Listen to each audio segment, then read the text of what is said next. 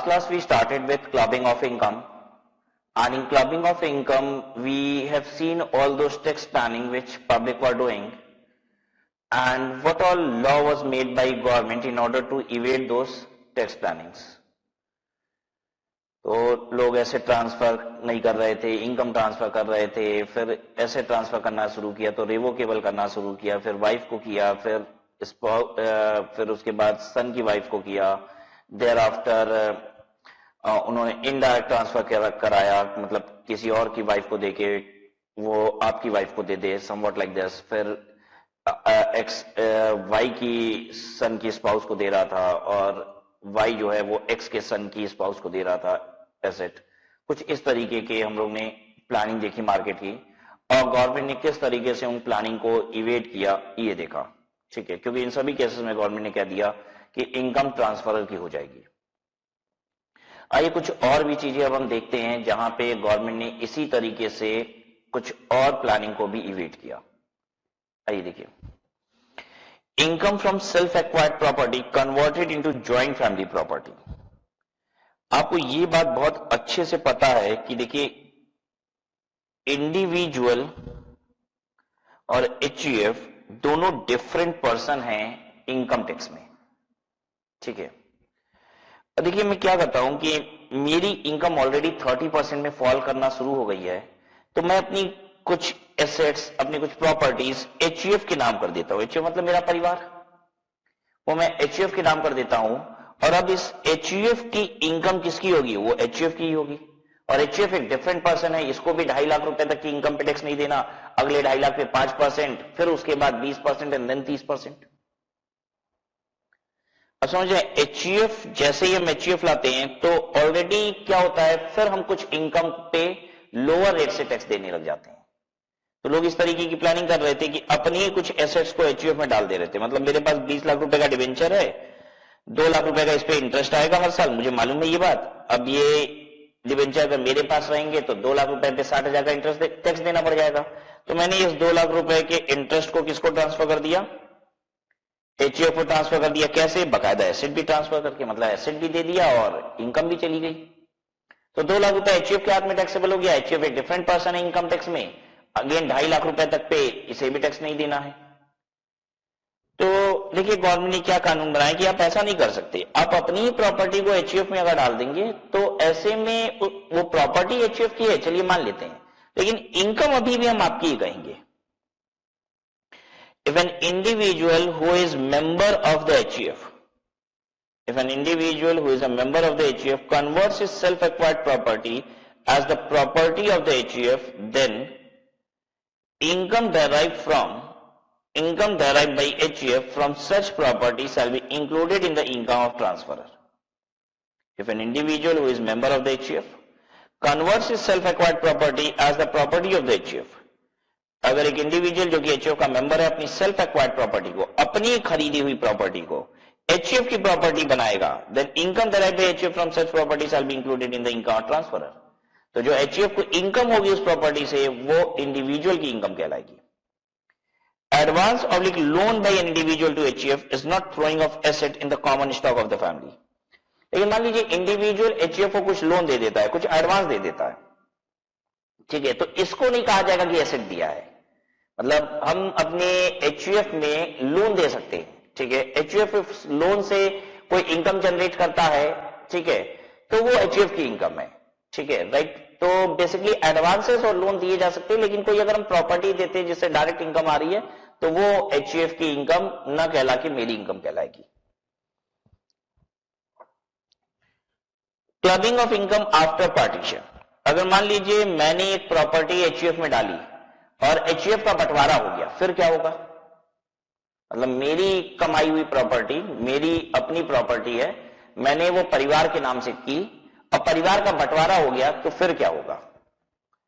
If the converted property is subsequently transferred among the members of the family, the income derived from such converted family received by spouse and minor children including minor married daughter of the transferor will be included in the income of the transferor। क्या कहना चाह रहा है, देखिए मान लीजिए परिवार में कौन कौन था, पहले मैं ये बताऊं। परिवार में मिस्टर एक्स है, उनकी वाइफ है मिसेस एक्स, उनके 3 बच्चे हैं ए बी सी, ठीक है, ये एचयूएफ के मेंबर्स हो गए, ठीक है।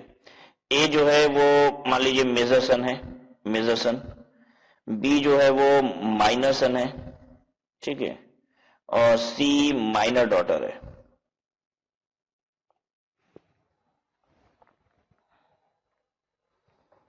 ठीक है। ये जो अब देखिए क्या होगा, मान लीजिए एक प्रॉपर्टी थी 20 लाख रुपए का जो डिवेंचर था, इसका जो इंटरेस्ट इनकम आता था वो 2 लाख रुपए आता था हर साल इंटरेस्ट। जब तक एचयूएफ का बंटवारा नहीं होगा, जब तक एचयूएफ का बंटवारा नहीं होगा तब तक ये 2 लाख रुपए का इंटरेस्ट पूरा पूरा मिस्टर एक्स का माना जाएगा, पूरी इनकम मिस्टर एक्स की। लेकिन अगर मान लीजिए मिस्टर एक्स ने डिवेंचर तो डाल दिए परिवार में और परिवार का बंटवारा हो गया, फिर क्या होगा? फिर ये 2 लाख रुपए के इंटरेस्ट में बंटवारे में क्या परसेंटेज डिसाइड हुआ है ये देखा जाएगा पहले तो। अब एक बार के लिए मान लो कि डिसीजन ये हुआ कि सबको बराबर बराबर बांटा जाएगा, तो सबके हिस्से कितने हैं? 20% हिस्सा सभी का है, 20%। 5 लोग हैं ना परिवार में, तो 20% सभी का हिस्सा बैठाया गया।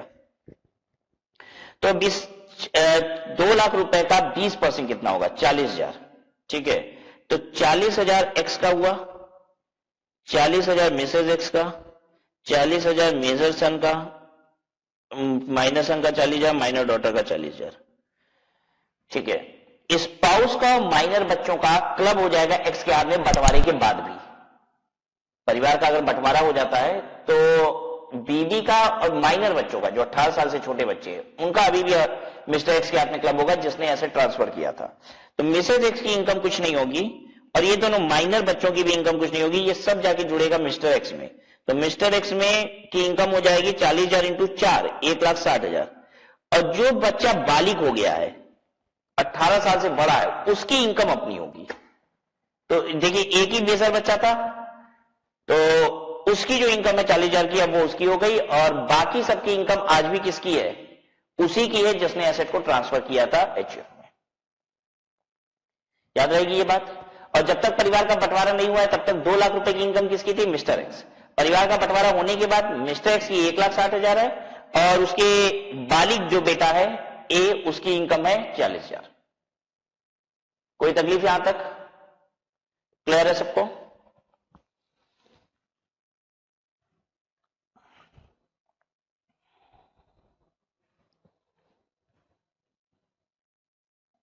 Advance public loan by an individual to HUF is not throwing off asset in common stock of the family.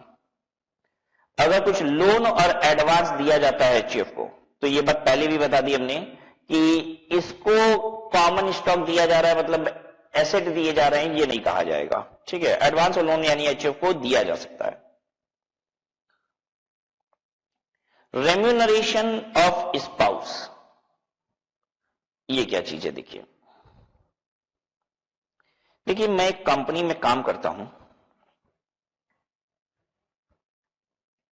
I am an employ in a company, और ये कंपनी मुझे जो सैलरी देती है वो 10 लाख रुपए देती है। ये कंपनी मुझे कितनी सैलरी देती है? साल की 10 लाख रुपया। एक बात मुझे बता सकते हैं कि इस सैलरी पे मुझे टैक्स कितना देना पड़ता है?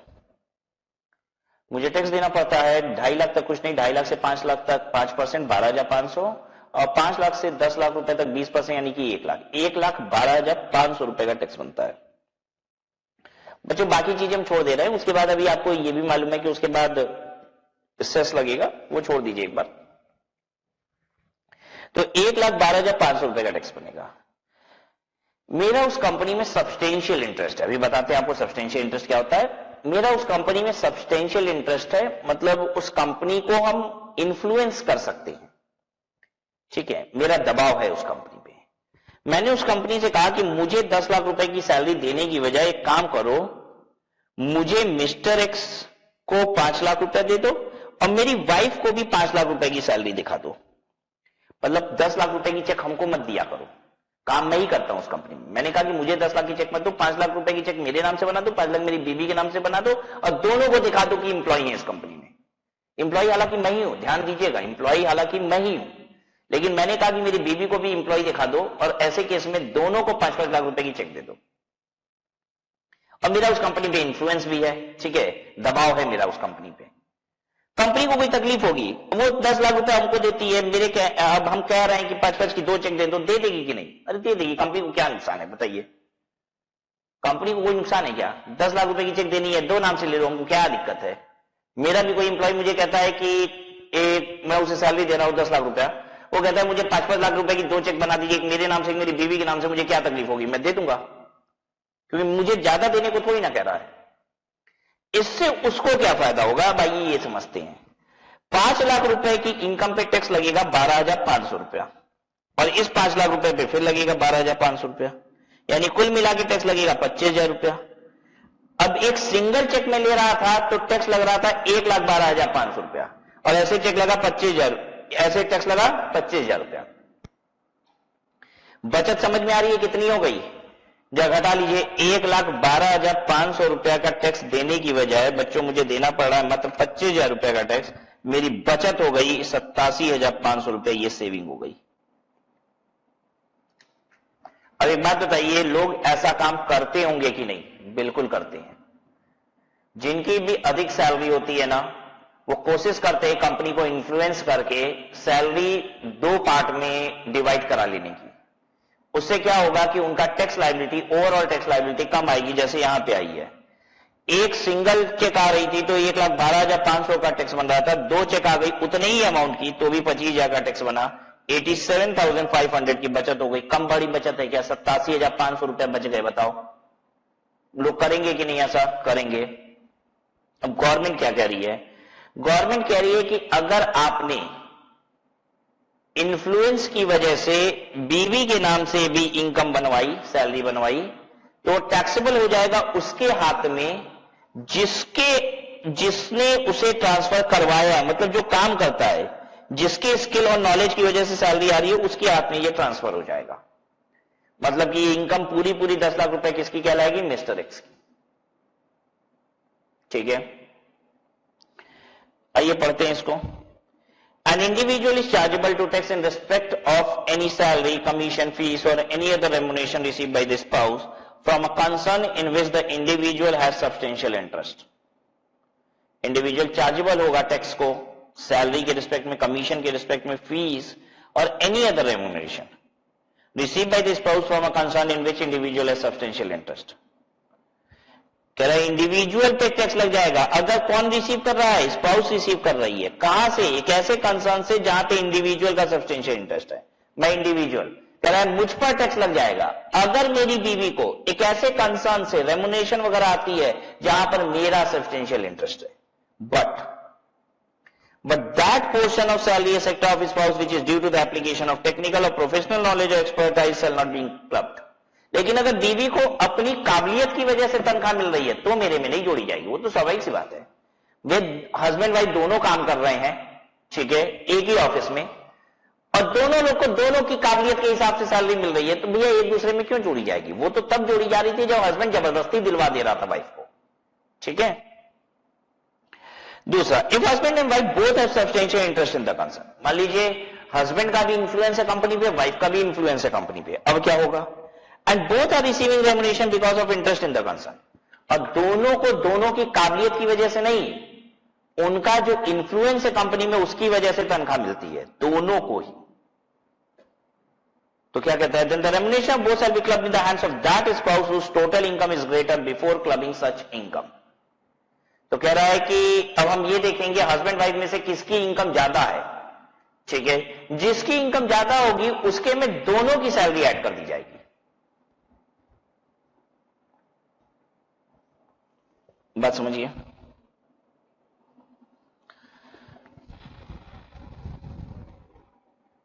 मिस्टर एक्स, मिसेज एक्स, ठीक है, इन दोनों को इंटरेस्ट की इनकम आती है, अपनी अपनी इन्वेस्टमेंट है। इनको आती है 8 लाख रुपए की, इनको आती है 4 लाख रुपए की, और दोनों को सैलरी मिल रही है कंपनी से 5-5 लाख रुपए की, और दोनों की कॉम्पिटेंसी की वजह से नहीं मिल रही है। दोनों को सैलरी क्यों मिल रही है? Because of interest in the concern. देखिए ध्यान दीजिएगा हम क्या बोल रहे हैं। Both are receiving remuneration because of interest in the concern. Because of interest in the concern का मतलब हो गया नॉट बिकॉज ऑफ टैलेंट। उनको तनख्वाह उनके टैलेंट का नहीं मिल रहा है, वो कंपनी में पैसा लगा रखे हैं इस बात का मिल रहा है। ठीक है, तो कह रहा है कि रेमुनरेशन उनके हाथ में टैक्सेबल हो जाएगी जिनकी बाकी इनकम ज्यादा है बिफोर क्लबिंग। अगर मैं सैलरी को क्लब नहीं करता हूं तो किसकी इनकम ज्यादा है? एक्स की। तो कह रहा है ये 5 लाख रुपए भी यहीं आके जुड़ेगा, तो इसकी इनकम हो जाएगी 18 लाख रुपए और मिसेस एक्स की इनकम हो जाएगी 4 लाख रुपया। समझ में आया सबको? अच्छा, अब एक बात बताइए, अगर ऐसी पोजीशन हो तो mister x, Mrs x, interest की इनकम 8 लाख, 4 लाख, सैलरी की इनकम 3 लाख,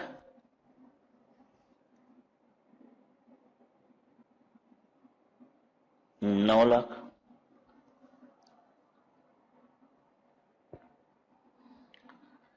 और आपको बता दें ये जो सैलरी दोनों को मिल रही है ना, दोनों को काबिलियत की वजह से नहीं मिल रही है, दोनों को इन्फ्लुएंस की वजह से मिल रही है। अब क्या होगा?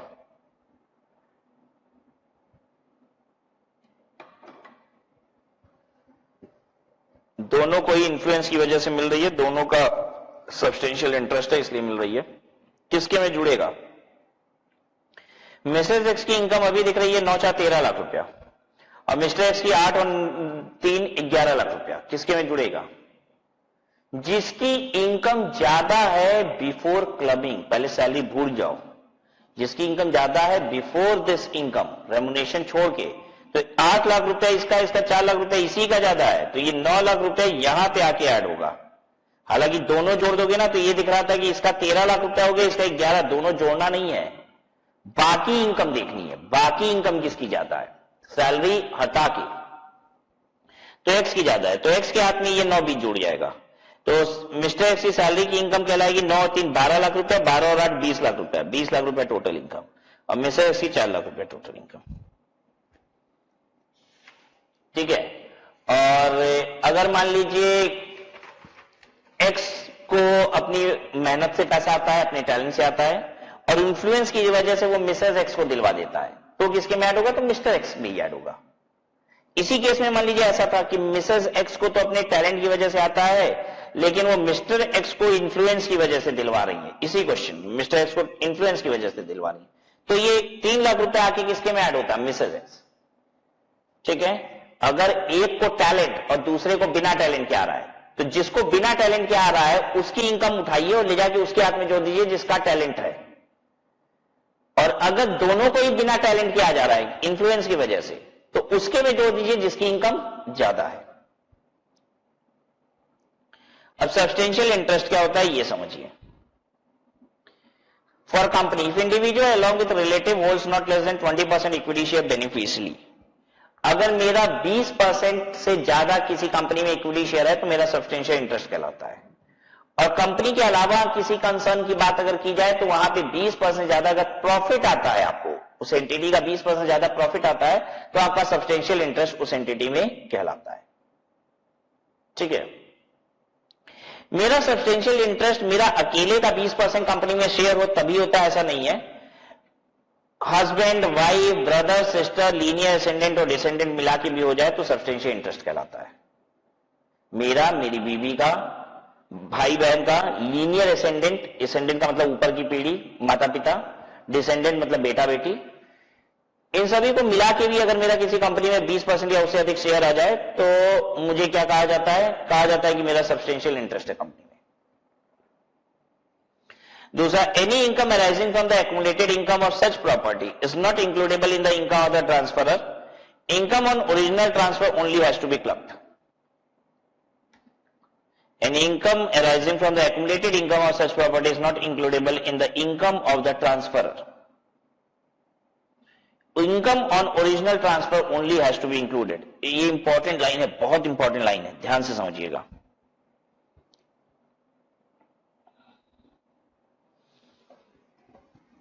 Mister x, Mrs x, mister x ने 20 लाख रुपए के डिवेंचर मिसेस एक्स को दे दिए, डिवेंचर 20 लाख रुपए का, ठीक है। मिसेस एक्स को आ गया इंटरेस्ट 2 लाख रुपए का इस पे, तो ये 2 लाख रुपए इधर आके क्लब हो जाएगा, ठीक है। मिसेस एक्स ने इस 2 लाख रुपए के इंटरेस्ट को फर्दर इन्वेस्ट कर दिया बैंक एफडी में, तो बैंक एफडी जब 2 लाख रुपए के ब्याज का कराया गया तो फिर से इस पे 20,000 का इंटरेस्ट आ गया। क्या ये भी मिस्टर एक्स के हाथ में क्लब होगा? नहीं, ये मिसेज एक्स की इनकम है। आया समझ पे? मैं बहुत ध्यान से सुनिएगा, एक जो बात बोलने जा रहा हूं, इनकम पे जो इनकम आती है वो क्लब नहीं होती। इनकम पे जो इनकम आती है क्लब नहीं होती। अगर मैंने एसेट दिया उस पे इनकम आएगी तो क्लब होगी, लेकिन उस इनकम को फर्दर इन्वेस्ट करके फिर इनकम कमा लिया जाए तो वो इनकम क्लब नहीं होगी, वो वाइफ की है। आ रहा है समझ में क्या बोल रहे हैं? अब आप एक क्वेश्चन को आंसर कीजिए। मिस्टर एक्स ने डिवेंचर दिए 20 लाख रुपए के मिसेस एक्स को, मिसेस एक्स ने डिवेंचर को सेल कर दिया और उसी पैसे से बैंक एफडी करा दी 20 लाख रुपए की। अब इस बैंक एफडी पे इंटरेस्ट आ गया 2 लाख रुपए का, ये क्लब होगा कि नहीं होगा? जल्दी बताइए, सोच के बताइए।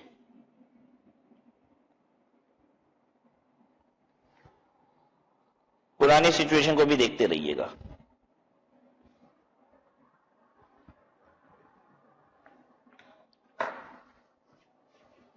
चलिए सोचिए और आंसर कीजिए।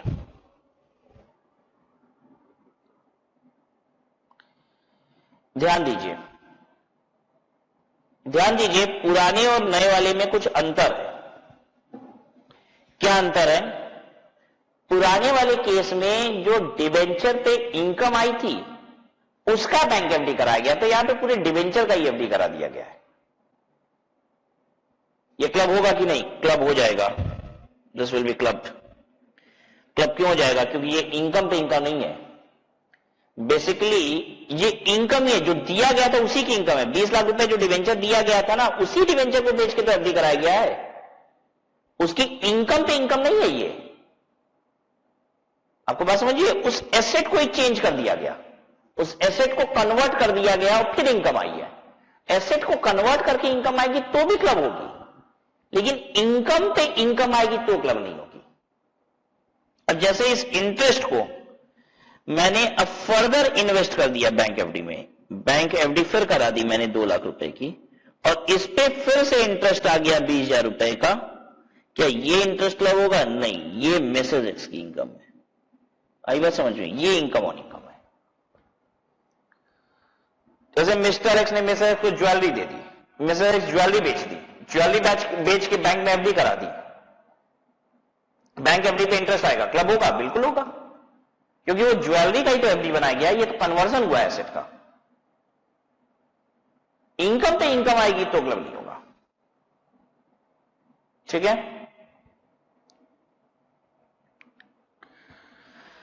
These are under the above provisions, if income of one person is to be clubbed in the hands of another person, then in the case of loss, the loss shall also be clubbed. अच्छा, हमने आपको बताया ना कि husband wife को पैसा देता है बिजनेस करने के लिए, वाइफ बिजनेस करती है और इनकम आ जाती है 2 लाख रुपए की, तो वो हस्बैंड की इनकम है। अगर वाइफ को 2 लाख रुपए का लॉस हो जाता है तो भी वो हस्बैंड का लॉस है। ठीक है? अब हस्बैंड का लॉस है तो हस्बैंड के जो टोटल इनकम है ना, उससे रिड्यूस हो जाएगा, बल्कि टैक्स बेनिफिट मिल जाएगा हस्बैंड को, तो कम टैक्स देना पड़ेगा यहां पे। हालांकि वाइफ को लॉस होता तो ठीक है, कुछ फर्क ही नहीं पड़ता, नो टैक्स वाला केस हो जाता, लेकिन हस्बैंड तो तुरंत अपनी इनकम से एडजस्ट कर लिया और उसे टैक्स का फायदा भी हो गया, तो क्लबिंग से फायदा भी होने के चांसेस हैं। ठीक है? तो इससे फर्क नहीं पड़ता, क्योंकि इनकम टैक्स है, पॉजिटिव निगेटिव दोनों ही कंसीडर करेगा। तो इनकम अगर क्लब होती है तो लॉस भी क्लब होगा, ये बात याद रखिएगा। Fourth, under the above provision, if income of one person is to be clubbed in the hands of the transferor, then the tax on the income of such asset can also be demanded from the transferee. क्या मतलब है?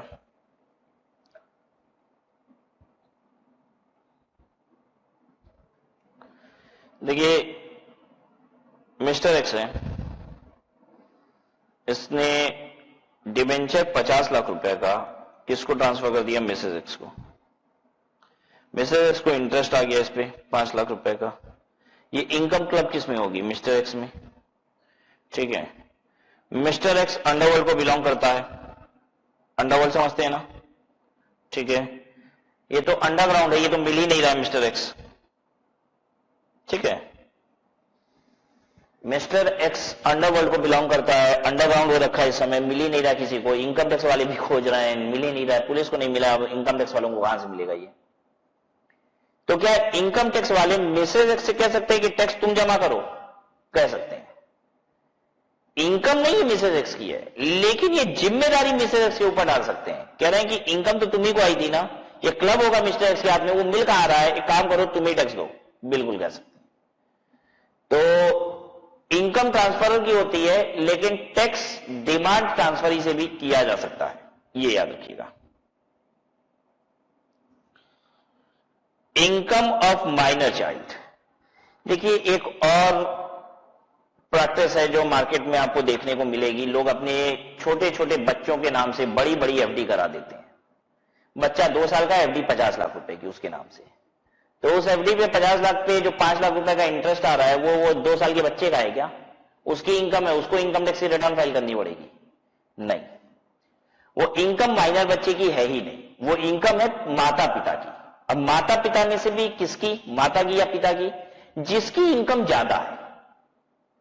तो minor बच्चे की income जो होती है, जो 18 साल से छोटे बच्चे होते हैं, उनकी जो इनकम होती है वो उनकी इनकम नहीं कहलाती, वो माता पिता की इनकम कहलाती है। माता पिता में से भी उसकी इनकम कहलाती है जिसकी इनकम ज्यादा है। कोई दिक्कत यहां तक? अच्छा, अब बेटा लेकिन माइनर है, बच्चा माइनर है, लेकिन खुद अपनी मेहनत से कमाता है, तब भी क्या वो माता पिता की इनकम है? नहीं। बच्चा 15 साल का है, लेकिन मजदूरी से पैसे कमाता है, काम करता है, या फिर अपने टैलेंट से पैसा कमाता है, बहुत अच्छा गाना गाता है, बहुत अच्छा डांस करता है, तो टीवी शोज वगैरह में जाता है, कहीं से भी अपने टैलेंट पे, अपने दम पे पैसा कमाता है, तो वो इनकम उसकी है। वो माइनर की रिटर्न फाइल की जाएगी। ध्यान दीजिएगा, वो माइनर की अपनी इनकम है, वो 18 साल से छोटा है, लेकिन उसकी इनकम टैक्स रिटर्न फाइल की जाएगी और उसे टैक्स जमा करना है। हालांकि इनकम टैक्स में कहता है कि रिटर्न जमा कराने की जिम्मेदारी वगैरह ये सब पेरेंट्स की होगी, क्योंकि बच्चा बहुत छोटा है। ठीक है, कभी कभी आपको देखने को मिलेगा 4-4 साल के बच्चे पैसा कमा रहे हैं, अपने टैलेंट पे पैसा कमा रहे हैं। क्या उनको इनकम टैक्स की जानकारी है? टैक्स जमा कर पाएंगे? नहीं। तो जिम्मेदारी माता पिता की है, लेकिन इनकम किसकी है? वो छोटे से बच्चे की है। अरे 2 साल का बच्चा है, हगीज का ऐड करता है। ठीक है, हगीज का ऐड करता है, 2 साल का बच्चा है, और उसको हगीज का ऐड करने के 5 लाख रुपए मिले हैं। ठीक है, गजब का बच्चा है, बड़ा प्यारा सा बच्चा है, जैसे ही हगीज पहना मुस्कुराना शुरू कर देता है, तो ले लिया हगीज वालों ने ऐड के लिए। ठीक है, तो अब ये इनकम किसकी है? ये तो बच्चे के टैलेंट पे इनकम आई है, वो बच्चे की इनकम है, वो मम्मी पापा की इनकम थोड़ी ना है। ठीक है, बच्चे की अपनी इनकम टैक्स की रिटर्न फाइल होगी और उसमें उसे टैक्स पे करना पड़ेगा। हाँ, वो 4 साल का हगीज वाले बच्चे को भी टैक्स जमा करना पड़ेगा सरकार को। सरकार टैक्स नहीं छोड़ती है। ठीक है, ये नहीं कि अभी तो बच्चा हगीज में है, right, even though he have to file his return. लेकिन अब गवर्नमेंट जानती है कि बेचारे हगीज वाले को अगर नहीं भी जमा करेगा तो कहां पकड़ के ले जाएंगे। ठीक है, वो तो वैसे भी घूमने के लिए चल पड़ेगा, अगर कहीं ले जाएंगे भी इनकम टैक्स वाले तो सरकार ने नियम बना दिया कि देखो भाई, उनके पेरेंट्स की जिम्मेदारी होगी उनकी रिटर्न जमा कराने की।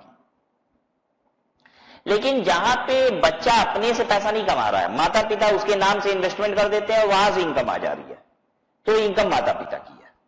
ठीक है, इन्वेस्टमेंट पे जो आ रही है। तो देखिए मैंने क्या क्या बताया, जैसे मम्मी पापा ने क्या किया, बच्चे के नाम से बैंक में पैसा जमा कर दिया, डिबेंचर खरीद लिया, तो इनकम किसकी है? माता पिता की। बच्चा ट्यूशन पढ़ाता है, 10 साल का बच्चा है, ठीक है, या ऐसे कह लो क्लास 4 का बच्चा है, क्लास 3 के बच्चे को ट्यूशन पढ़ाता है, पढ़ा सकता है भाई, छोटा सा बच्चा है लेकिन टैलेंट भरपूर है। इनकम किसकी है? उसकी अपनी मेहनत की है। किसकी इनकम कहलाएगी? वो बच्चे की इनकम है। बच्चा गाना बहुत अच्छा गाता है, गाना का गा के पैसे कमाता है, बच्चे की इनकम है। बच्चा मजदूरी करता है, कहीं पे नौकरी करता है, 10 साल का ही बच्चा है, अपने टैलेंट पे पैसा कमाता है, अपनी मेहनत से पैसा कमाता है, इनकम बच्चे की है। अब ये बताइए, अगर उस पैसे को जो बच्चा मजदूरी से कमाया है या फिर अपने टैलेंट से कमाया, उस पैसे को बैंक में जमा कर दिया जाए, एफडी वगैरह करा दी जाए उसकी, और उससे ब्याज आ जाएगा, तो वो इनकम किसकी है? वो इनकम अगेन माता पिता की है, जिनकी इनकम ज्यादा है माता पिता में से। अब आपको ये बात थोड़ी सी कम उचित लगेगी, तो ये बच्चे ने खुद कमाया था, उसका बैंक में पैसा डाला गया, तो ये माता पिता की इनकम कैसे हो गई? फर्क ये है बच्चों, सरकार कह रही है मैं कैसे पता लगाऊं कि वो बच्चे का कमाया हुआ पैसा बैंक में एफडी पड़ा था या फिर माता पिता ने एफडी करा दिया था अपने पैसे का। ये बहुत लोचे वाला गेम है, इसको साबित करना नामुमकिन है। तो इसलिए गवर्नमेंट ने एक नियम बनाया है कि जो इनकम मेहनत से आएगी, अपने टैलेंट से आएगी बच्चे की, वो तो उसकी इनकम है, और इन्वेस्टमेंट से रिलेटेड कोई भी इनकम आएगी तो वो माता पिता की इनकम है। क्योंकि ये बात बाइफरगेट करना बड़ा मुश्किल हो जाएगा कि बच्चे की अपनी आमदनी वाली इन्वेस्टमेंट और माता पिता के द्वारा करा दी गई वाली इन्वेस्टमेंट। तो सरकार ने इसलिए सिंपल कॉन्सेप्ट करने के लिए ऐसा किया है कि इन्वेस्टमेंट की कोई भी इनकम आएगी तो ये सब नहीं देखना है किसने कराया कौन कराया, इन्वेस्टमेंट की इनकम आएगी तो वो माता पिता में से उस पेरेंट्स के हाथ में टैक्सेबल होगी जिनकी इनकम ज्यादा है।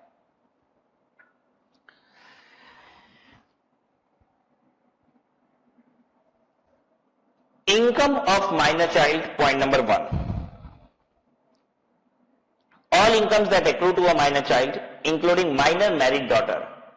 अगर माइनर डॉटर है और उसकी शादी हो गई है तो भी will be included in the total income of that parent whose total income is greater before including income of minor child. तो माता पिता में से जिसकी इनकम ज्यादा है उसकी इनकम में जोड़ दिया जाता है। ठीक है, जैसे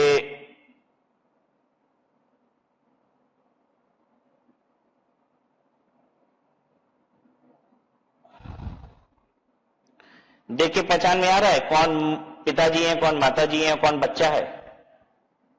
हाँ, ये रहे पापा, मम्मी, बच्चा। ठीक है, पापा की इनकम है 5 लाख रुपया, मम्मी की इनकम है 8 लाख रुपया, बच्चे की इनकम है 2 लाख रुपया। कहां से? अपने टैलेंट वाला नहीं है, इन्वेस्टमेंट वाला है। ठीक है, बैंक में एफडी आता है उससे, बच्चा कुछ करता नहीं है। ठीक है, हाँ करता है, कुछ करता है, सूसू करता है। ठीक है, उसके अलावा कुछ नहीं करता है अभी। तो मम्मी की 8 लाख रुपए, पापा की 5 लाख रुपए, बच्चे की इन्वेस्टमेंट की इनकम है 2 लाख रुपए, क्योंकि अभी बच्चा कोई काम नहीं करता है। ठीक है, काम फैलाता है बस। तो ये 2 लाख रुपए की इनकम किसकी इनकम में जोड़ा जाएगा? मम्मी पापा में से जिसकी इनकम ज्यादा होती है, ये 2 लाख रुपए मम्मी की इनकम में जोड़ दिया जाएगा। पापा की इनकम 5 लाख रुपए कहलाएगी और मम्मी की इनकम 10 लाख रुपए कहलाएगी। समझ में आ गया बच्चों सबको? ठीक है, तो यही बात बताना चाह रहा है। दूसरा point, if marriage of parent does not exist then included in the income of that parent who maintains the child. अगर मम्मी पापा के बीच दीवार खड़ी हो गई है, मतलब डाइवोर्स हो गया है, तो क्या होगा? इस बच्चे की इनकम कहां जाएगी? इस बच्चे की इनकम उसकी इनकम में जोड़ी जाएगी जिसके साथ बच्चा रहता है। मम्मी पापा का डाइवोर्स हो गया तो बच्चा किसी एक के पास ही होगा ना, या तो मम्मी के पास या तो पापा के पास। तो जिसके पास रहता है उसके में इनकम जोड़ दी जाती है। ठीक है, चलो आगे देखो तीसरा point, where any such income is once included in the total income of either parent, any such income of any succeeding year shall be included in the income of other parent only if AO is satisfied। बहुत अच्छी बात है। अब ये ध्यान दीजिए, अब पहले तो ये दीवार हटाए, दीवार नहीं है। बच्चे की इनकम मम्मी में जोड़ दी गई, ये पहले साल की कहानी थी। दूसरे साल की आइए बच्चों कहानी सुनाते हैं क्या हुआ। दूसरे साल पापा की कहीं दूसरी जगह नौकरी लग जाती है और इस साल पापा की इनकम 12 लाख हो चुकी है। मम्मी वही 8 लाख रुपए कमा रही है, बच्चे का वही 2 लाख रुपए इन्वेस्टमेंट पे आया है। इस साल 2 लाख रुपए बच्चे का कहां जोड़ा जाएगा? मम्मी में, पापा में? अगेन मम्मी में ही जोड़ा जाएगा। आप कहेंगे अगेन क्यों सर मम्मी में? वो इसलिए क्योंकि एक बार, पहली बार बच्चे की इनकम जहां जोड़ दी जाती है वहीं हर साल जोड़ी जाती है, जब तक कि एओ खुद ना कहे ये बात। एओ मतलब असेसिंग ऑफिसर, कि आपको ये इनकम पापा में जोड़नी है। ठीक है, और सच पूछिए तो एओ तुरंत कह ही देगा कि ये इनकम पापा में जोड़नी है। इसलिए ये यहां न जोड़ के एओ क्या कहेगा? पापा में जोड़िए, क्योंकि इनकी इनकम ज्यादा है तो इसमें जुड़ जाएगी। लेकिन बाय डिफॉल्ट क्या होता है कि एक बार जिस माता पिता में से जिसकी इनकम में बच्चे की जोड़ दी गई, हमेशा उसी में जोड़ी जाएगी। लेकिन एओ मानेगा नहीं ना, एओ तुरंत बोल देगा कि दूसरे में जोड़ दीजिए, तो दूसरे में जोड़ देना है। चौथा,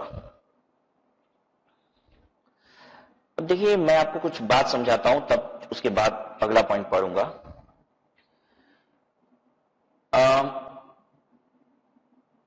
इसको मैं ड्रॉ करता हूं, बात समझने की कोशिश कीजिएगा, बहुत ध्यान से पिक्चर को देखिएगा।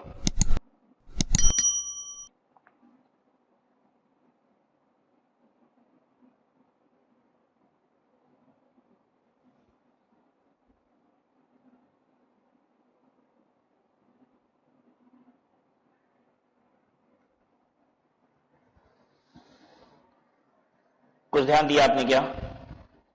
क्या ध्यान दिया आपने?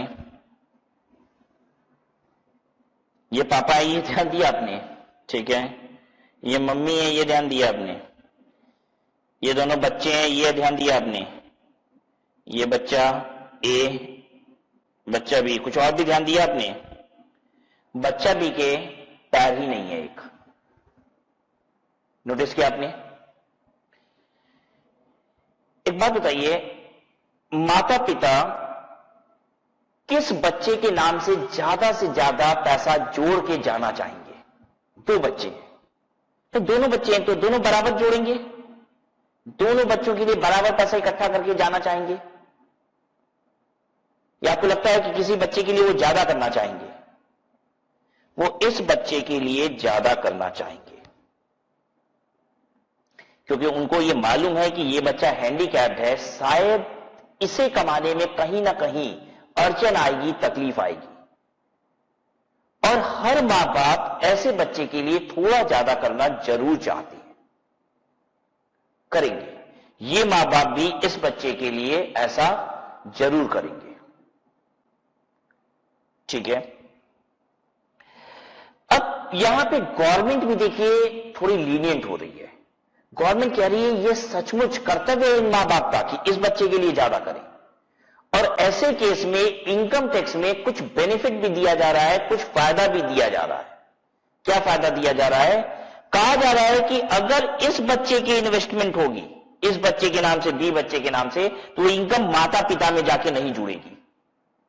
मतलब अगर माता पिता ने इस बच्चे के नाम से एफडी कराई और इसका ब्याज आया 5 लाख रुपए का इंटरेस्ट, तो ये माता पिता में नहीं जुड़ेगी। लेकिन इस बच्चे का अगर एफडी का इंटरेस्ट है 5 लाख रुपया, तो माता पिता में से जिसकी आमदनी ज्यादा है, मान लीजिए पिताजी की ज्यादा है, तो यहां पे जाके जुड़ जाएगा, लेकिन ये नहीं जुड़ेगा। ये बच्चे की इनकम कहलाएगी। दोनों 18 साल से छोटे हैं, ध्यान दीजिएगा, दोनों माइनर हैं, लेकिन इसकी वाली जोड़ दी जाएगी जिस पेरेंट्स की इनकम ज्यादा है, लेकिन इसकी नहीं जोड़ी जाएगी। क्यों पता है? क्योंकि गवर्नमेंट चाहती है कि आप ऐसे बच्चे के लिए पैसा जोड़ें। सरकार भी समझती है कि ऐसे बच्चे के लिए पैसा जोड़ा जाना जरूरी है। फायदा क्या होगा इससे? अगर ये इनकम बच्चे की बना दी गई, क्योंकि 2.5 लाख पे टैक्स लगेगा नहीं, अगले 2.5 लाख पे 5% के रेट से लगेगा। ये 5 लाख रुपए जब बच्चे की इनकम बनेगी तो 12,500 रुपए का मात्र टैक्स आएगा। अब आइए बात करते हैं, पिताजी की इनकम ऑलरेडी कितनी है? 10 लाख रुपया। माताजी की इनकम ऑलरेडी कितनी है? मान लीजिए 8 लाख रुपया। ये 5 लाख रुपया जाके पिताजी में जुड़ गया, तो पिताजी की इनकम 10 और 5 15 लाख रुपए हो गई। इस 5 लाख रुपए पे पिताजी को क्या रेट से टैक्स देना पड़ा? 30% के रेट से। टैक्स कितना बना इसी का? 1.5 लाख रुपया। यानी बच्चे ए के नाम से पैसा जमा करने पे 1.5 लाख रुपया टैक्स देना पड़ गया, बी के नाम से पैसा जमा करने पे 12,500 रुपए का ही टैक्स देना पड़ा। तो ये सरकार भी क्या कर रही है? मदद कर रही है, कह रही है ठीक है, इस बच्चे के नाम से जमा करोगे तो हम भी थोड़ा सा सेक्रीफाइस करेंगे टैक्स में, ठीक है। तो हर मां बाप करना चाहते हैं, सरकार भी मदद कर रही है यहां पे। अगर इस बच्चे के नाम से होता, मतलब नॉर्मली टैक्स तो 1.5 लाख रुपया लगता, लेकिन इसके केस में 12,500 रुपए ही बना टैक्स। समझ में आ गया ना कि बच्चे के नाम से अगर इनकम बन जाएगी तो बच्चे को लोअर टैक्स स्लैब का बेनिफिट मिल जाएगा ना, लेकिन माता पिता की इनकम में जाके ऐड हो गया तो भाई माता पिता की इनकम तो जोड़ने से और बढ़ जाएगी, उससे क्या होगा? हायर स्लैब में चली जाएगी इनकम, टैक्स ज्यादा लग जाएगा। क्लियर है सबको? तो देखिए क्या बोलता है, कहता है in the following cases income minus will not be club. Minor की इनकम नहीं जोड़ी जाएगी पेरेंट्स के हाथ में। कब? चाइल्ड सफरिंग फ्रॉम डिसेबिलिटी, अगर चाइल्ड डिसेबल है, डिसेबल का मतलब हाथ नहीं है, पैर नहीं है, अंधा है, ठीक है। Of the nature specified in section 80U, जो कि 80U में लिखा गया है। 80U में डिसेबिलिटी बताई गई है, छोटी मोटी डिसेबिलिटी नहीं होती है कि चश्मा लगा रहे हैं तो डिसेबल है, ठीक है, अरे थोड़ा सा कम दिख रहा है बस, और क्या, ये डिसेबल नहीं होता है। डिसेबल का मतलब क्या होता है? मेंटल रिटार्डेशन, दिमागी काम नहीं करता, पागल है बच्चा, ठीक है, आंखें खराब है, अंधा है, दिखता नहीं है, हाथ पैर नहीं है, ठीक है। इस तरीके की डिसेबिलिटी को यहां पे डिफाइन किया गया 82 में। अगर बच्चा इस डिसेबिलिटी से सफर करता है तो इनकम माइनर बच्चे की कहलाएगी, पेरेंट्स की नहीं कहलाएगी। जैसे कि फिजिकली डिसेबल्ड, टोटली ब्लाइंड, ठीक है। बी, या फिर और कब नहीं जोड़ा जाएगा? जब बच्चा अपने टैलेंट पे कमाता है, ये तो मैंने बताया ही था आपको कि बच्चा अगर खुद से कमाता है तो बच्चे की इनकम है। इनकम और child on account of manual work, वो कहीं मजदूरी करता है, ठीक है। एक्टिविटी इन्वॉल्विंग स्किल, अपने स्किल से पैसा कमाता है, ट्यूशन पढ़ाता है, पढ़ा सकता है कि नहीं? हाँ, क्लास 5 का बच्चा क्लास 2 के बच्चे को ट्यूशन देता है, अपने टैलेंट से कमाता है, गाना गाता है, नाचता है, और स्पेशलाइज्ड नॉलेज, अपने नॉलेज की वजह से पैसा कमाता है, तो वो बच्चे की इनकम है। Any income to minor on investing the income of manual work और special talent shall be clubbed. अब माइनर जो अपनी मजदूरी से पैसे कमा रहा है या फिर अपने टैलेंट से पैसे कमा रहा है, उस पैसे को अगर इन्वेस्ट कर दिया जाए, उससे इनकम आ जाए, तो किसकी? पेरेंट्स की इनकम।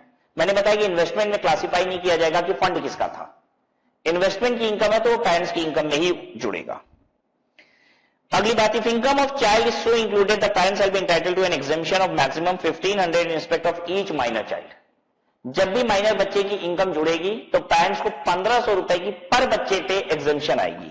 मतलब इस माइनर बच्चे की इनकम जब 5 लाख रुपए जाके पेरेंट्स के हाथ में जुड़ती है तो 5 लाख रुपए बच्चों नहीं जुड़ती है, 4,98,500 रुपए ही जोड़ी जाती है। 1,500 रुपए की छूट मिलती है। याद रहेगा ये बात? 1,500 रुपया पर बच्चा, पर इनकम नहीं। जैसे इस बच्चे ए की कई सारी इनकम है, बैंक के एफडी पे इंटरेस्ट आ रहा है, डिवेंचर पे इंटरेस्ट आ रहा है, बहुत सारी इनकम आ रही है, बहुत सारी इन्वेस्टमेंट की गई है बच्चे ए के नाम से। तो पूरे बच्चे ए की जितनी भी इनकम है उसमें से 1500 रुपए का एग्जेम्पशन मिलेगा और जुड़ जाएगा। कहीं भी कोई भी 10 तरीके के इनकम है ए के, तो किसी एक इनकम से 1500 रुपए घटा के जोड़ दीजिए पापा मम्मी के हाथ में, ठीक है।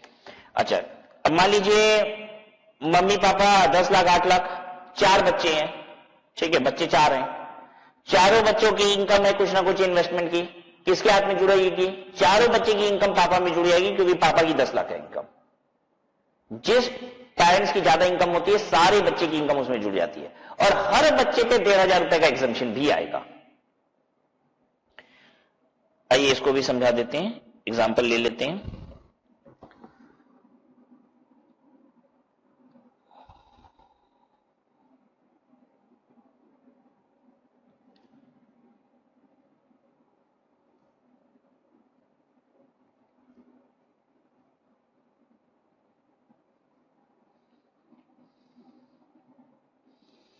समझ में आ रहा है कुछ?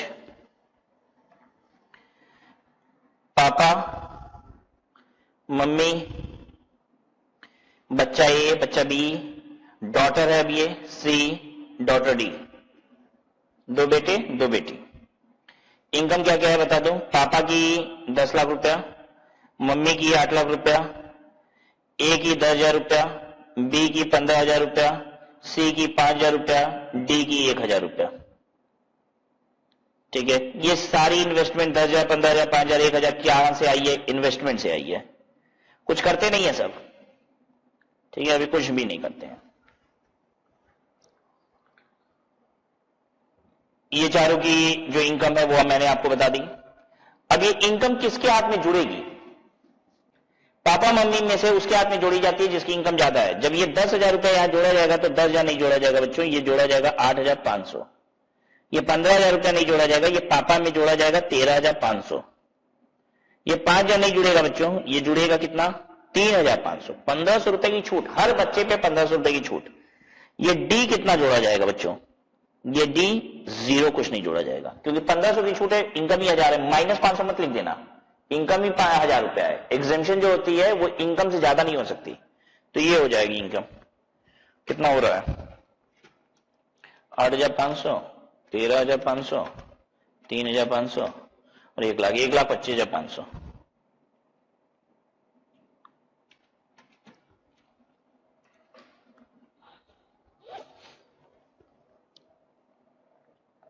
ठीक है, कोई दिक्कत है यहां तक? क्लियर है सबको? कोई तकलीफ नहीं ना?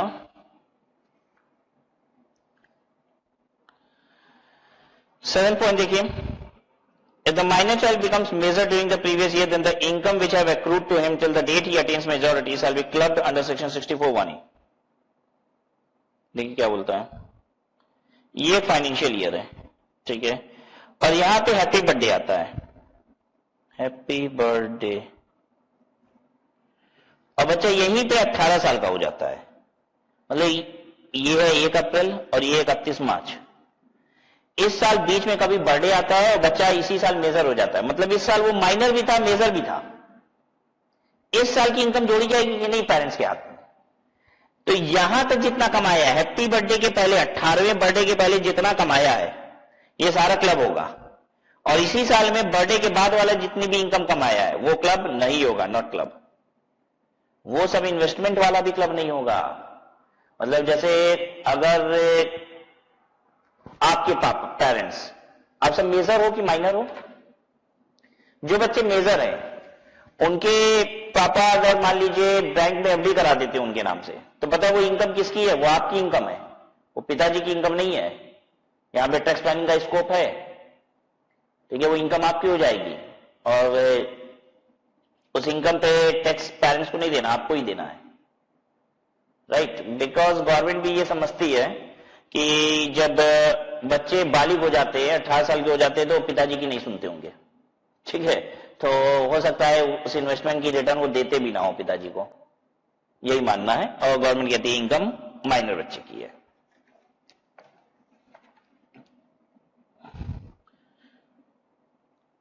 तो जैसे ही 18 साल के पूरे हो गए तो 18 साल के बाद, बर्थडे के बाद जितनी भी इनकम आ रही है वो आपकी है, और बर्थडे के पहले तक भी उस फाइनेंशियल ईयर की जितनी इनकम आई थी वो सब पेरेंट्स के हाथ में क्लब हो रही है।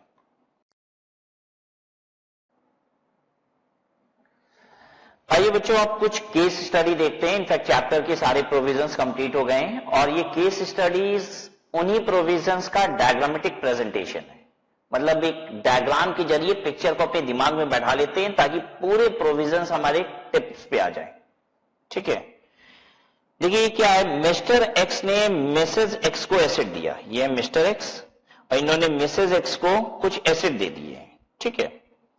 और ये एसेट से इनकम कैसी आ रही है, या तो रेवेन्यू आ रही है या फिर कैपिटल गेन। मतलब कोई एसेट दे दिया डिबेंचर, तो उस पर इंटरेस्ट आएगा, वो एक रेवेन्यू इनकम है। डिबेंचर बेच दिया, कैपिटल गेन हो गया, ठीक है। अगर रेवेन्यू इनकम आए या कैपिटल इनकम आए, एसेट को बेच देंगे कैपिटल इनकम आ जाएगी, और एसेट पे रेगुलरली कुछ जो कमाते रहते हैं वो रेवेन्यू इनकम है। दोनों ही क्लब होती है। अगर स्पाउस को आप एसेट देंगे और उस एसेट से आने वाली हर इनकम जो होगी वो क्लब होगी, लेकिन उस इनकम को अगर फर्दर इन्वेस्ट कर दिया जाए, री इन्वेस्ट कर दिया जाए, तो इसे कहा जाता है इनकम पे इनकम, वो क्लब नहीं होगी, विल नॉट बी क्लब्ड, ठीक है।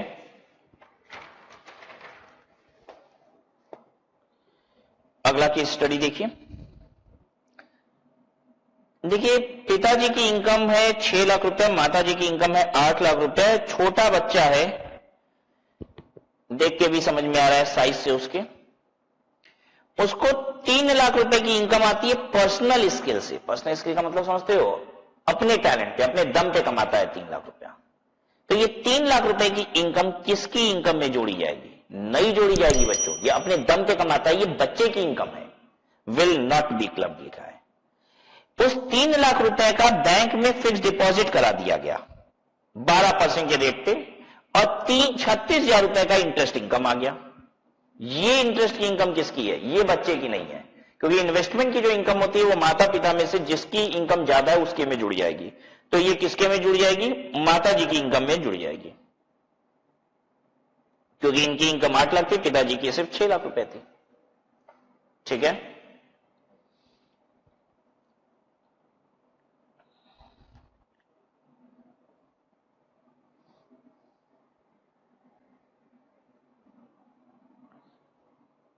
आगे देखिए, मिस्टर एक्स ने कैश दे दिया मिसेज एक्स को 10 लाख रुपया। इस 10 लाख रुपए को उन्होंने इन्वेस्ट कर दिया शेयर में, तो क्या होगा? डिवेंचर में, तो क्या होगा? ज्वेलरी में, तो क्या होगा? अगर वो शेयर में इन्वेस्ट करेंगी मिसेज एक्स तो डिविडेंड आएगा, या फिर शेयर बेचने पे कैपिटल गेन आएगा, या फिर शेयर बेचने पे कैपिटल गेन आएगा। अगर डिविडेंड की इनकम आएगी तो 10 लाख रुपए तक एग्जेम्प्ट होता है, इसलिए कुछ भी टैक्सेबल नहीं होगा किसी के हाथ में।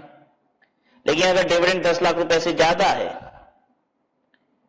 या फिर कैपिटल गेन की इनकम आ रही है शेयर पे, या फिर डिवेंचर पे इंटरेस्ट आ रहा है, या कैपिटल गेन हो रहा है, डिवेंचर पे रेवेन्यू इनकम है, इंटरेस्ट, कैपिटल इनकम है, कैपिटल गेन। ज्वेलरी भाई रेवेन्यू इनकम तो होगी नहीं, कुछ बेच देंगे, कैपिटल गेन होगी। हालांकि ज्वेलरी पे भी रेवेन्यू इनकम हो सकती है बच्चों, बताएं कैसे? ज्वेलरी को शादियों में किराए पे चला दो, जो होता है, ये बिजनेस भी होता है कि जिनके पास ज्वेलरी होती है ना, वो किराए पे चला देते हैं ज्वेलरी। लोग शादियों में पहनने के लिए, ज्वेलरी पहनने के लिए किराए पे ले लेते हैं, ठीक है, और शादी के बाद वापस कर देते हैं, तो उससे रेवेन्यू इनकम भी आ सकती है। हमने वो सब कंसिडर नहीं किया। मान लीजिए ज्वेलरी है तो उससे कैपिटल इनकम आएगी, ये सब क्लब होगी, सारी क्लब होगी। मतलब कुल मिला के कहना ये चाहते थे, अगर इनकम एग्जेम्प्ट है तब क्लब नहीं हो रही है, लेकिन अगर टैक्सेबल है तो चाहे रेवेन्यू इनकम है, कैपिटल इनकम है, सब क्लब हो रही है।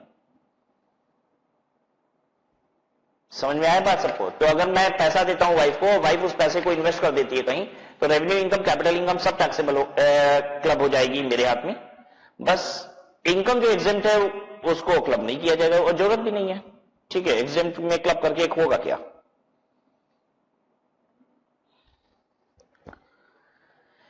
अगली केस स्टडी देखिए।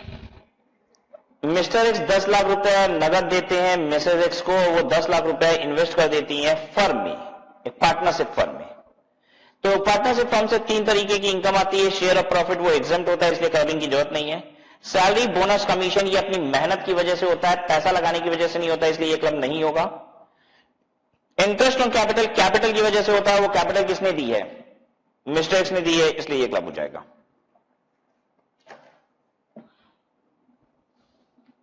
ठीक है। अगली केस स्टडी देखिए। मिस्टर एक्स ने 10 लाख रुपए कैश दिए मिसेज एक्स को। कब दिए? 2018-19 साल के बीच में कहीं पे दिए हैं। ओपनिंग कैपिटल 20 लाख रुपए धंधे में लगाई मिसेज एक्स ने अपने पैसे से, ठीक है, और 4 लाख रुपए का प्रॉफिट कमाया। क्या ये क्लब होगा हस्बैंड के हाथ में? नहीं, क्योंकि पैसा बीच में दिया गया साल के। फॉर्मूला जो होता है वो होता है 4 लाख प्रॉफिट इनटू हस्बैंड का पैसा नील डिवाइडेड बाई टोटल पैसा साल के पहले दिन 20 लाख। क्योंकि हस्बैंड का पैसा भी साल के पहले दिन देखा जाता है, इसलिए नील लिया गया। तो कितना क्लब होगा? नील क्लब होगा, यानी 4 लाख रुपए पूरी की पूरी वाइफ की इनकम। अगले साल क्या होगा? अगले साल की टोटल इन्वेस्टमेंट 20 लाख रुपया वाइफ वाला और 10 लाख रुपया हस्बैंड वाला, यहां पे इन्वेस्टमेंट 30 लाख रुपए की है, ठीक है। तो 30 लाख रुपए की इन्वेस्टमेंट है, जिसमें से 10 लाख रुपया हस्बैंड का है, तो 6 lakh into 10 lakh divided by 30 लाखों का, ठीक है। और ये 2 लाख रुपया क्लब हो जाएगा हस्बैंड के हाथ में। ये हमने सॉल्व किया एज्यूमिंग कि पैसा निकाल लिया गया था बिजनेस से, ये 4 लाख का प्रॉफिट निकाल लिया गया था। अगर ये 4 लाख का प्रॉफिट नहीं निकाला गया था तो ये 4 लाख रुपए का प्रॉफिट था किसका? पूरा का पूरा वाइफ का, क्लब नहीं हुआ था हस्बैंड के हाथ में। तो टोटल इन्वेस्टमेंट जो होगी वो 34 लाख रुपीस होगी। और हस्बैंड का कितना है? बस यही वाला 10 लाख रुपया। इस 4 लाख में से हस्बैंड का पिछले साल कुछ भी नहीं था, तो टोटल इन्वेस्टमेंट 20, 24, 10, 34 में से 10 लाख रुपया। अगर 19-20 के लिए इफ प्रॉफिट नॉट विथड्रॉन, तो क्लब कितना होगा? 6 लाख में मल्टीप्लाई करेंगे 10 लाख डिवाइडेड बाई 34 लाख, इतना क्लब होगा।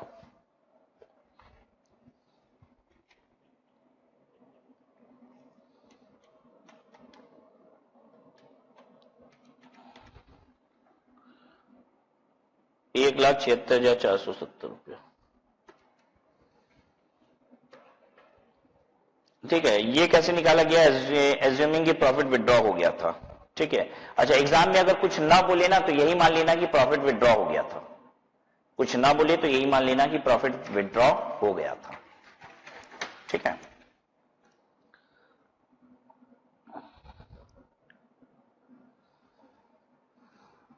और ये इलस्ट्रेशन 1 कराएं आपको।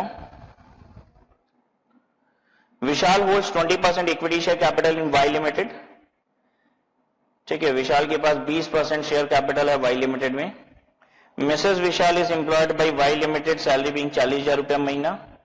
मिसेस वाई भी वहां पे काम करती हैं, 40,000 रुपये महीने की सैलरी मिलती है। She does not have any professional qualification to justify remuneration. मतलब उनको ये रेम्यूनरेशन मिलनी ही नहीं चाहिए। कहने का मतलब है कि मिस्टर एक्स के इन्फ्लुएंस की वजह से मिल रही है। 20% इक्विटी शेयर है तो विशाल का क्या है वहां पे? इन्फ्लुएंस है। Ascertain on whose hand salary income is chargeable to tax. किसके हाथ में इनकम टैक्सेबल हो जाएगी? विशाल के हाथ में हो जाएगी। ठीक है, her salary income of 480 will be taxable in the hands of Vishal. तो कहता है does it make any difference if Mrs Vishal was employed by Y limited even prior to her marriage? Marriage के पहले से ही उनको अगर मान लीजिए एम्प्लॉय किया गया था तो इस बात से फर्क पड़ेगा? नहीं फर्क पड़ेगा। Does it make any difference? No. अगर वो पहले से भी काम कर रही थी 40,000 की तनख्वाह पे तो भी फर्क नहीं पड़ेगा, आज जोड़ दी जाएगी। ठीक है, यहां पे सिंपल सा फंडा ये है कि अगर वाइफ को इनकम जा रही है, हस्बैंड का इन्फ्लुएंस है और वो जस्टिफाई नहीं कर रही है रेम्यूनरेशन को, तो इनकम हस्बैंड की मानी जाती है। ठीक है,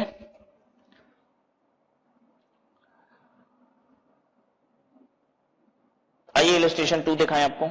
Dinesh age 35 years, gift 10 lakh to Mrs Dinesh age 31 years. She deposits the same in a bank at 8% per annum.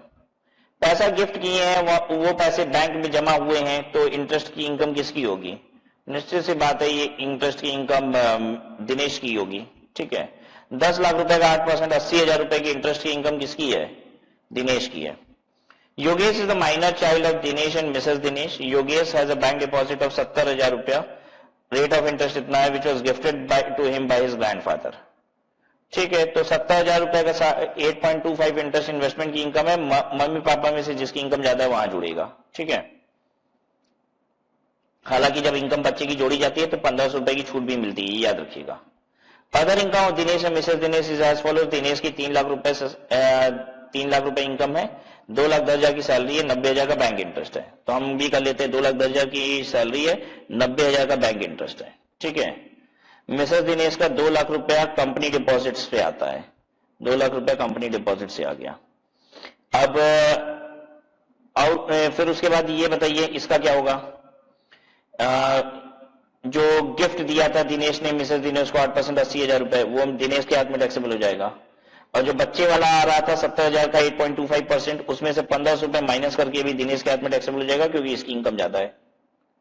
ठीक है, फिर बताता है कि मिसेस दिनेश ने 1,000 रुपए पीपीएफ में डाला है और दिनेश ने 40,000 रुपए पीएफ में डाला है, तो इसका एटीसी में छूट मिलता है। तो दोनों को 40,000 रुपए और 1,000 रुपए की छूट मिल गई। ये नेट इनकम हो गया। टैक्स निकाल लीजिए उसके बाद।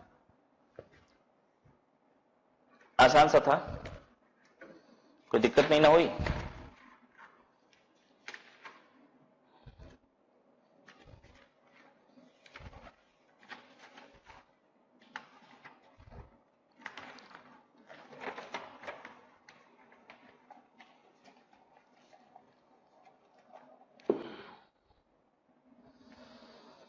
कोई तकलीफ? ये सब बहुत आसान है, मतलब इससे इजी चैप्टर तो कुछ है ही नहीं। अभी ये देखिए एक क्वेश्चन है, अमित बोलू, 2 माइनर बच्चे हैं, अमित बोलू और ननकू और मिसेस ननकू हैं।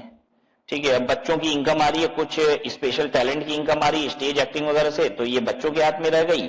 और बाकी गिफ्ट वाली जो इनकम आ रही है और सब इन्वेस्टमेंट वाली इनकम, वो सब जाके माता पिता में टैक्सेबल हो जाएगी।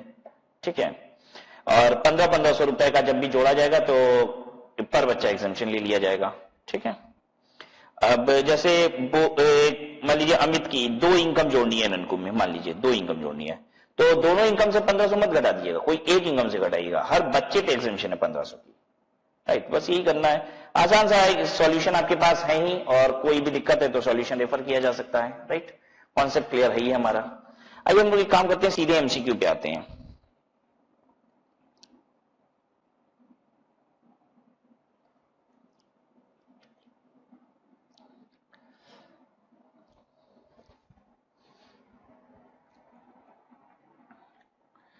MCQ question number 1. Income of a minor child suffering from any disability of the nature specified in section 80U is. अगर 80U वाला माइनर चाइल्ड है तो उसकी इनकम माइनर चाइल्ड की इनकम होती है, वो पेरेंट्स में जोड़ी नहीं जाती, ठीक है। देख लो क्या आंसर सही होगा। To be assessed in the hands of minor child, सही है ये बात। Be to be club to in the income of that parent, नहीं क्लब वाला है ही नहीं। कंप्लीटली एग्जाम फ्रॉम टैक्स, ये भी नहीं है। To be club with the income of father, नहीं, माइनर चाइल्ड की इनकम होती है वो।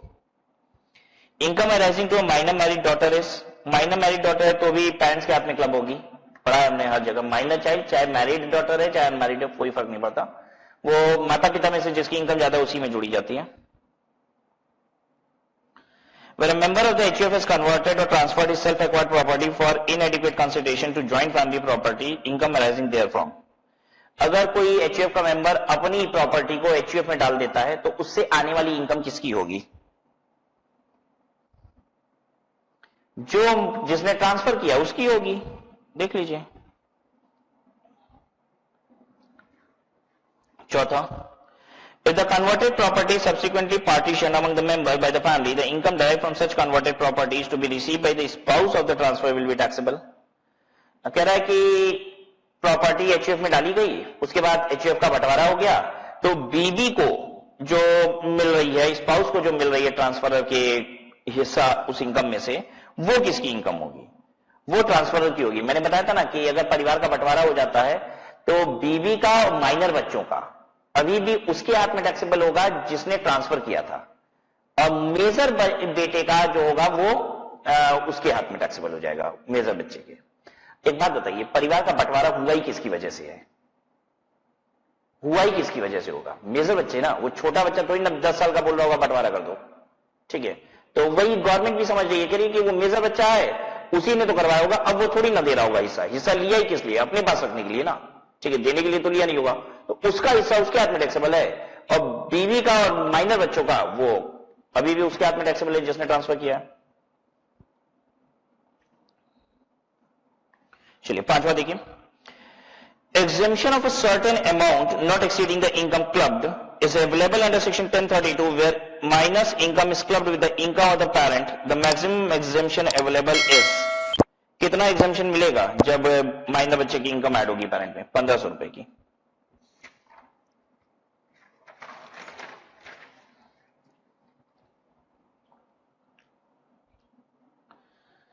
मिस्टर ए, क्वेश्चन 6 है, mister A gives cash of ₹1 lakh to his brother's wife Mrs B.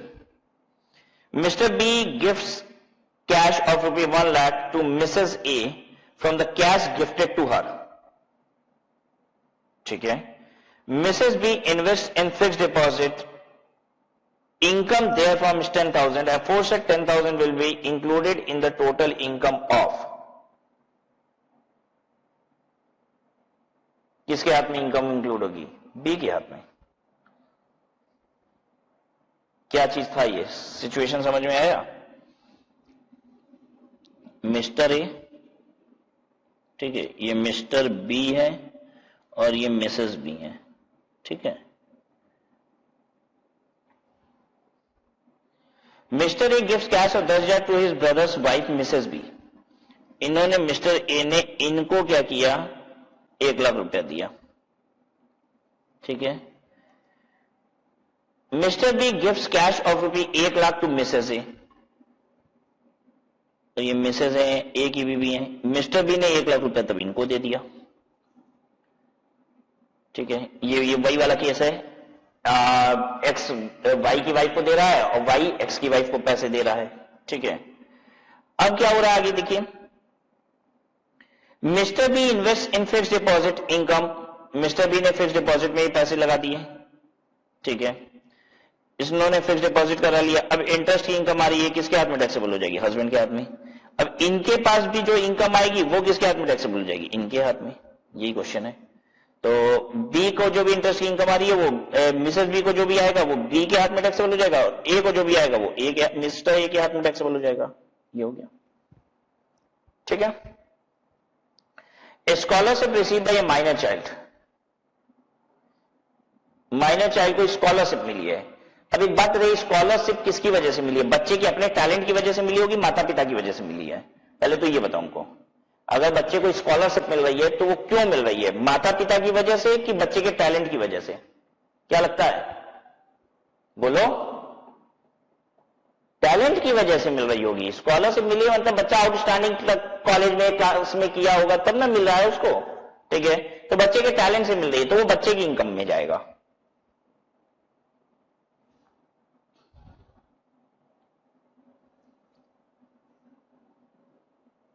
अरे कौन सा क्वेश्चन का था? 7th है ना स्कॉलरशिप वाला, अभी तो 8 पढ़ा ही नहीं है। 8 income of minor child from a fixed deposit with the bank made out of the income earn from scholarship is. अब देखिए इन्वेस्टमेंट की बात हो गई, अब कहां से पैसा, फंड का सोर्स क्या है ये नहीं देखा जाता। फिक्स्ड डिपॉजिट इन्वेस्टमेंट की इनकम, इनकम किसके हाथ में जाएगी? पेरेंट्स के हाथ में, जिसकी इनकम ज्यादा है। ये बी आंसर होगा। मैंने हमेशा बोला है कि इन्वेस्टमेंट का सोर्स नहीं देखना है बच्चों, इन्वेस्टमेंट की इनकम है तो पेरेंट्स के हाथ में जानी ही जानी है। Mister X transfers income of ₹51,000 from rent to his major son without transfer of house property. Rent of 51,000 is, मैंने क्या किया? इनकम ट्रांसफर किया, ट्रांसफर एसेट का किया ही नहीं, प्रॉपर्टी का नहीं किया। तो इनकम किसकी है? ट्रांसफरर की। इनकम से ट्रांसफर करने से नहीं बनेगा, एसेट भी ट्रांसफर करनी पड़ती है, ये बात मालूम है ना आपको? ट्रांसफरर की इनकम होगी।